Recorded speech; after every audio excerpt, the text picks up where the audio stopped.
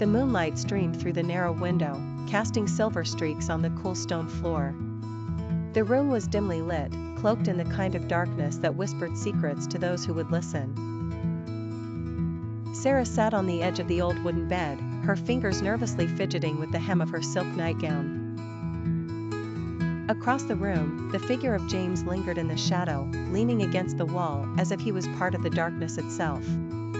There was a tense energy in the air, palpable and electrifying. Every word seemed heavy with unspoken meanings, every glance charged with unshed emotions. "Why did you bring me here, James?"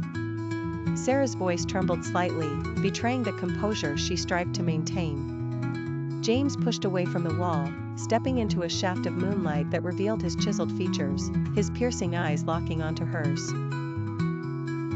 "Because," he began, his voice a soft but intense whisper, "I couldn't keep pretending any longer. I needed to see you, just the two of us, away from the prying eyes of the world." She swallowed, feeling the heat rise to her cheeks. Despite the cool night air, her world seemed to grow warmer, more intimate, almost stifling. "And what is it that you have to say, James?" For a moment, silence reigned, a heavy pause, pregnant with anticipation. Then, he crossed the room with a grace that belied his inner turmoil, until he stood in front of her. His hand reached out, brushing against her cheek, sending a shiver down her spine. "I've missed you," he admitted, his confession holding both vulnerability and strength.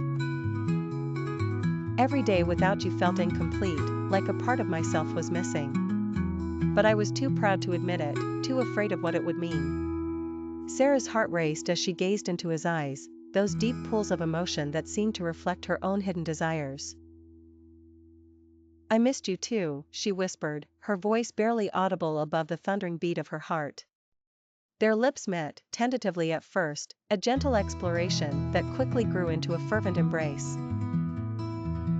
The room seemed to spin, the darkness enveloping them in a cocoon of fervent longing. It was a reunion that transcended words, a confession that needed no further explanation. In the stillness of the night, surrounded by shadows, they found solace in each other once more.